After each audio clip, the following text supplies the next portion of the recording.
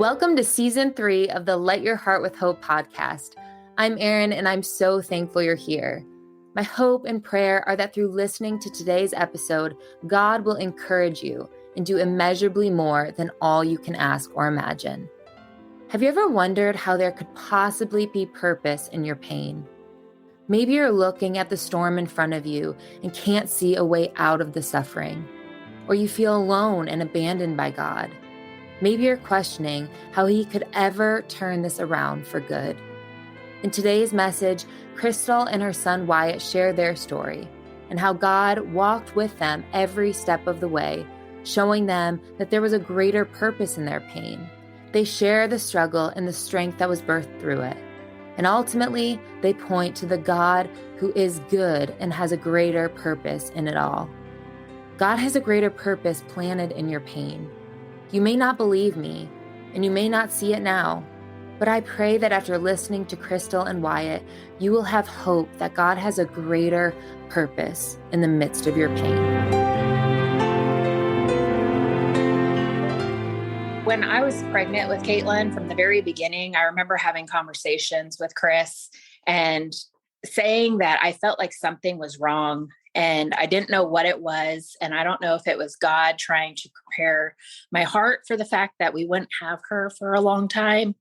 But I remember having conversations with him saying, like, if it comes down to a choice between me and this baby, you choose the baby. And I remember him constantly telling me, no, I'm going to choose you. Like, the baby's not here. I'm choosing you. It was something that it was a feeling that continued. And I remember even after I had what we thought was a healthy baby girl that went to doctors and everything, she was ahead of milestones and all this. I remember the feeling that I was going to lose her. And I just don't know how to put my finger on it. But again, like looking back at it, I think God was preparing my heart for the fact that she was not going to be here forever. And I remember going to her bedroom door after she would sleep through the night and praying outside of her door, like, please don't let me walk in there and find her dead in bed.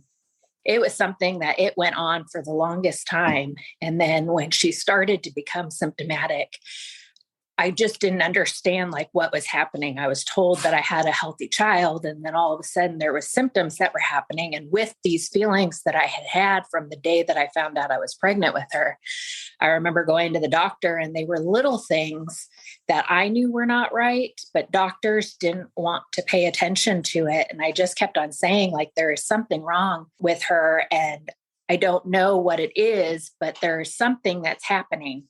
I remember the doctors just brushed me off, like, she's fine, she's hitting all these milestones, et cetera, just kind of brushed it off. Then eventually when we did get the diagnosis and there was apparently something wrong, like where doctors were starting to take notice and her physical therapist said, like, she needs to go to a neurologist like today. I can't say that you're completely prepared ever for that. And no matter what God was working ahead of time, I wasn't 100% prepared, but I almost didn't feel like I had everything ripped out from underneath me when I got that news. I know that the delivery from the doctor was a horrible delivery of the news. I think it was his first time having a terminally ill patient. Being a neurologist, he was still new and he didn't know how to have the bedside manner for it. And I think that was really only the hardest part, because I knew in my heart, God was leading me to an understanding and making me prepare myself for the fact that I was going to lose her. But then Chris did not have as strong of a faith as I had, and just, he did not know how to deal with it. And so I don't know if the reason why I was given this feeling was so that I was prepared, because I was going to have to carry the weight of my grief, his grief, and taking care of her. I was mad, but I don't know that I was completely mad at God and saying why, because he had already shown me some sort of window into the fact that she was going to be gone and stuff. And so I just remember like pulling up my big girl pants, and it's like, you've got to do this for her. And then Wyatt was only 15 months older than her. And so I had two toddlers. I had one that was regressing and losing abilities, and I had another one that was confused, didn't understand what was happening with his sister. And I think those were really my hardest moments, were just watching my kids. Of Katelynn was looking at me and trying to understand why she was losing these abilities. Then having Wyatt, he was scared to even get a cough at that point, because his assumption was like sick meant sick, that you're going to die. And it's like all these things that I didn't know how to deal with a 2-year-old and a 3-year-old that are questioning what is happening.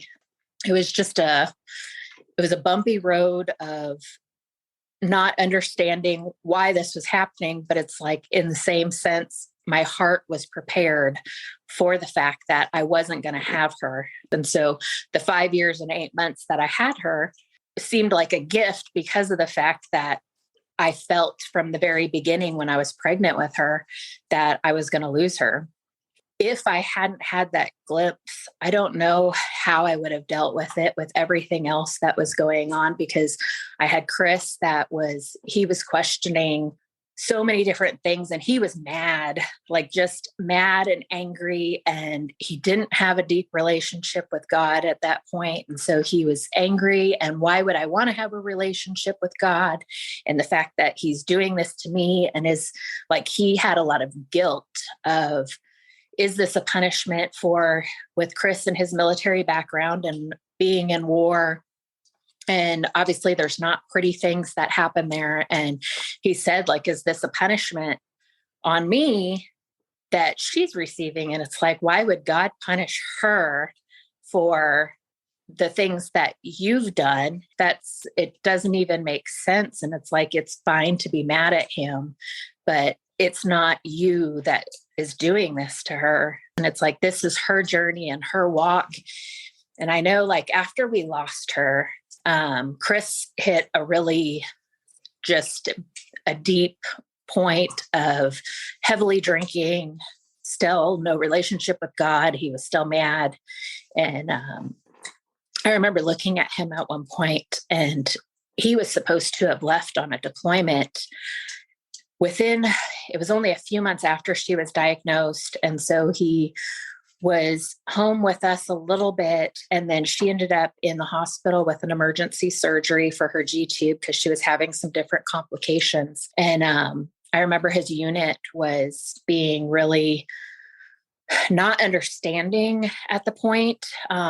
They said, because she was in a military hospital, he was supposed to go out in the field and be training. And she was inpatient in the hospital waiting for her surgery date. And they wanted him to go out into the field, where he would be hours away and out in the middle of nowhere without a cell phone. And I remember them telling him, well, you can take a cell phone call, and if you have to get back for surgery, then you can get back. And it's like, in what world does a cell phone battery last a week or whatever it is that he needed it to? And it's like, we're in a military hospital. You guys can call and check. We have a terminally ill child that's getting ready to go in surgery. I've got a 3-year-old sitting here with me in the hospital. And I just said, I can't take care of all of this by myself. And then his unit started to kind of understand things. And then they had him out in the field with a loaded weapon and stuff. And I, at one point, had to tell them, like, he is not in a good place. And everything that's going on with the news that he's gotten, and he had already been in an accident. We had come close to being able to lose him. We lost a driver in that explosion, and Chris was injured. And it's like, to have everything that's already happened, and now we've gotten this news only a year later that our child is going to die. I said, like, this isn't smart. What are we doing? And they eventually came to the conclusion that he shouldn't deploy, after me begging and pleading and saying, like, he's not mentally okay. And I can't pull off having a terminally ill child and a 3-year-old at home. And so they finally kept him home. And that deployment that he was supposed to be going on, they lost a lot of their guys. A lot of them were killed. A lot of them came back missing limbs.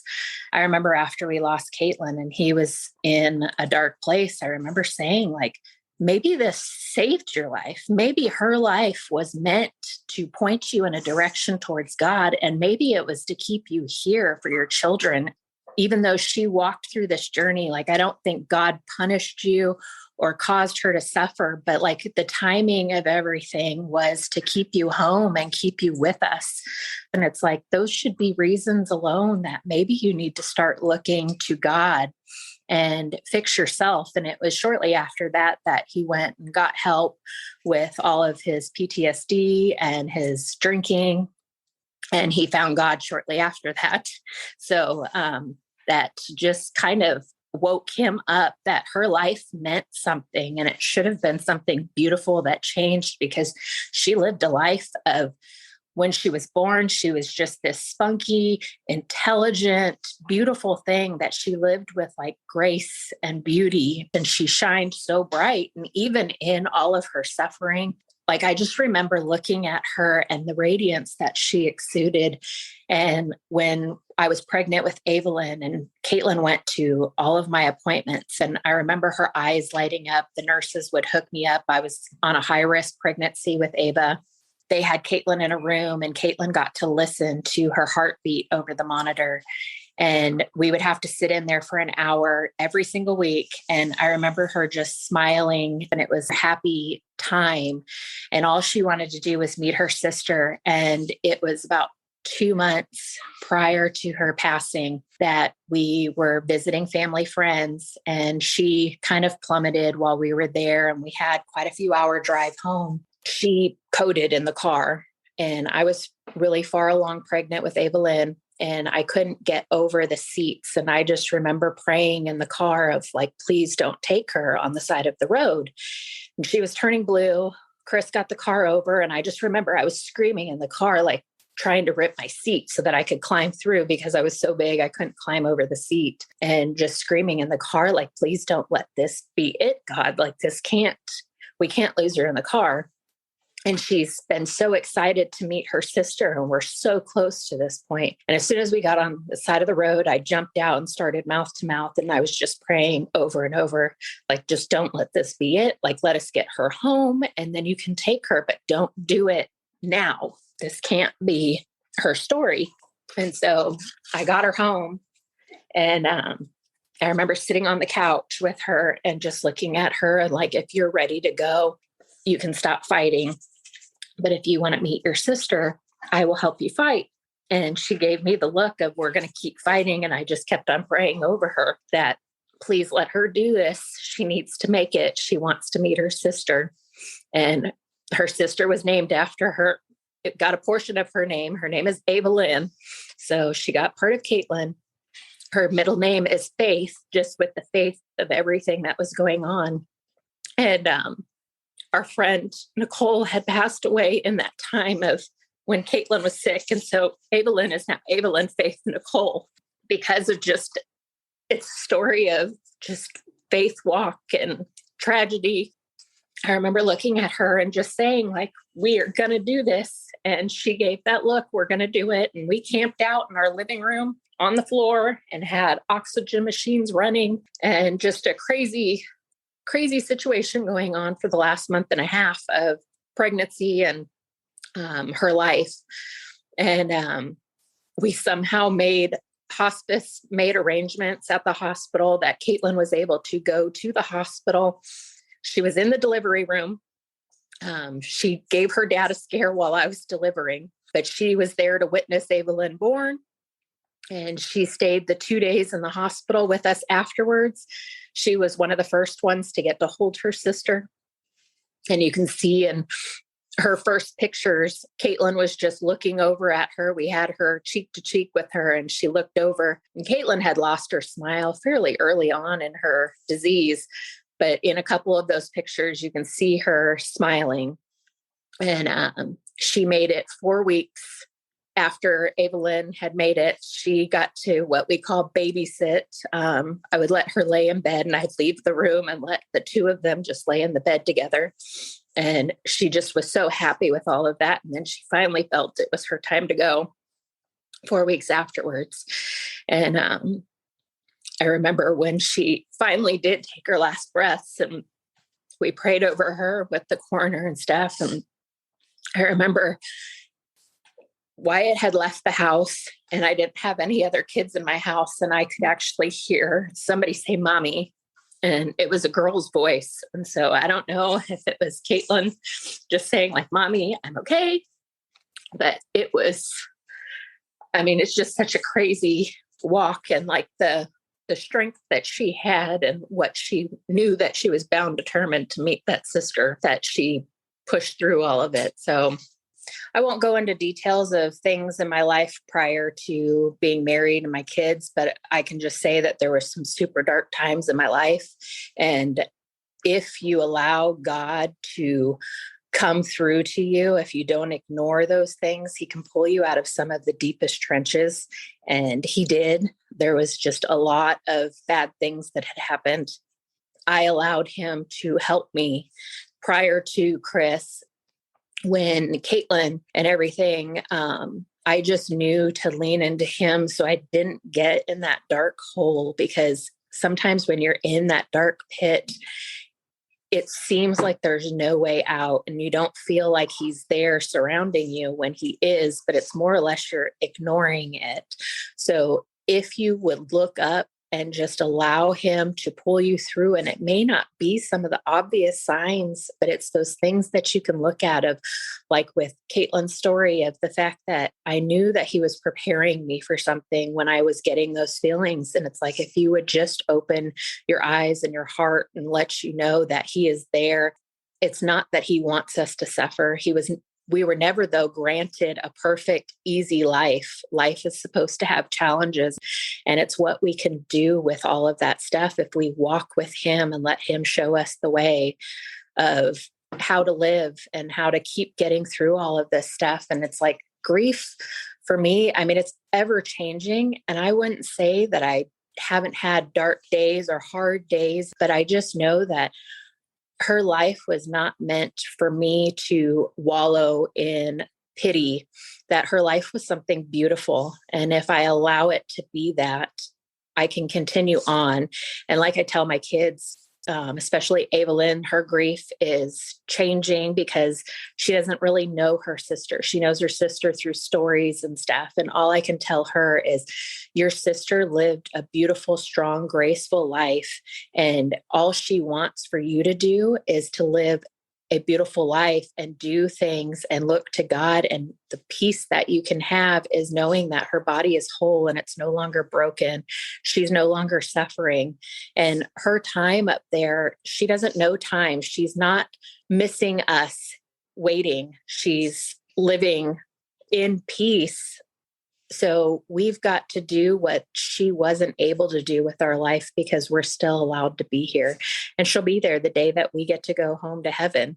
She's going to be there and we'll be reunited. And it's like, just live your life for her. And it's okay to miss her, but don't let that pull you down into because these kids and their lives, they mean something, and they mean something more than a darkness. So what was it like growing up at such a young age with your sister and her terminal disease, and how did it shape you and mold you? I would say it pointed me towards God, because it showed that it was a purpose. He had a purpose for what he did, for sending her, even if it was with the disease, that like it was a blessing in disguise, even though it doesn't seem like it. It was. I think it shaped my life because like it made me realize that like it's just a part of life, I guess. You just gotta grow up sometimes. How has it made your bond or your search for Jesus stronger? It made me search for Jesus stronger because it was kind of like, how did this happen? More of like, how did this come to be? Why did this happen? Why did she have the disease? Why did she have to die? Things like that. It made me grow stronger to him. Like my relationship made it grow stronger because it showed that, like I said, it had a purpose, and that what he did had a purpose, and everything that he does has a purpose. To me, the purpose was like, as my mom said, like that with my dad, it helped him in ways that nobody knew, but it helped him, and it helped, I think it's safe to say, all of us to come closer to God himself, and our relationship goes stronger and show that everything he does has a purpose. How has it changed the way you look at other people and the way you care for other people and the things you get involved in your community because of what you dealt with Katelynn? I see different things that aren't normal 15-year-old things. Can you touch on any of that? I've kind of always thought like not everybody has the same opportunity as you. Kind of like Katelynn, she didn't exactly have the same opportunity to do the things that I can do, that all of us or most of us can do. So I've always thought to like treat people equal, even though like some things they just can't do. So I always try to help them with the things that they can't do or what they can somewhat do. Wyatt is obviously very, he's being very humble. His empathy towards people has been significantly impacted by his sister. The way that he treats kids that have different disabilities or different life challenges.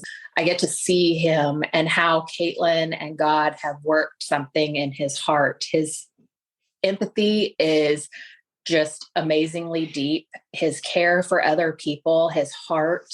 He is somebody that I can't believe at 15, the way that he thinks about other people and the godly way that he acts towards others, whether it's just family, friends, or kids in school, and the things that he goes above and beyond with all these other people that you would think this was in middle school and high school, just to see the way that he treats people, no matter how different they are, and kind of the kids that maybe a lot of kids don't pay enough attention to, his empathy towards them and getting involved in things like the Special Olympics and stuff. It's the second that he finds out mom's doing something with that, he is the first one to volunteer to be a part of those things. And in class, and a girl that's in a wheelchair and going up and helping her from class to class without being asked. It's just those things. And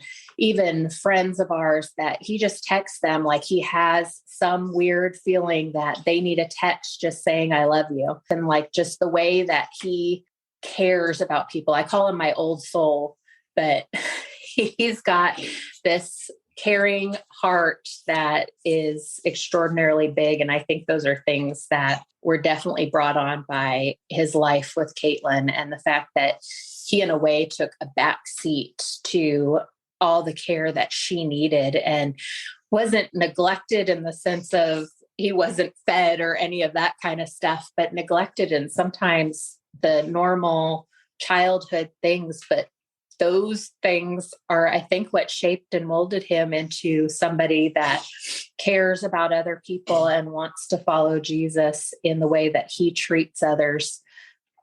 Wyatt is somebody that I think is beyond his years and doesn't realize it half the time in the way that he cares for people and his search God in his life. I look towards Jesus and look into him, maybe read the Bible, maybe a verse a day, whatever it is, whatever you feel comfortable with, a page a day, whatever. Pray to him, talk to him, talk to anybody really, because I know that keeping that stuff bottled up isn't the best thing that you really want to do. So talk to somebody, talk to God, pray to God, read God's word, worship God, all that stuff. Look on the bright side of life. Make Jesus and God the center of everything. And just remember that you're not alone in this struggle. And I know it can feel like you are, but you're really not. And if you can focus on him, it will get you through this. And reach out to other families that are going through or have been through this. I think that was one of the biggest things in my journey when I did get hooked up with some of them that had already lost their children or were a little bit ahead of us on that journey, having them as a support system along with my faith that everything was going to be working out the way that it was supposed to. And although it was not my choice of this type of a journey to walk, it was the path that we were going to be on. Just accepting that and looking to Jesus to help walk alongside, and having those other families that had been through it to know that you can make it. God's purpose for your life cannot be thwarted. No pain can change his plan. No brokenness can change his ability to bring breakthrough. No mistake can change his abounding mercy. Your suffering cannot change the saving grace of Jesus. Your story is held in the palm of his hand. He will not let you go. He will not leave you in your suffering. He has a greater purpose in your pain. Thank you so much for being here. I hope that Crystal and Wyatt's story encourage you to share your own story. You matter. Your life matters. And your story can make an impact that matters for eternity. Make a difference today for someone who is fighting for their tomorrow.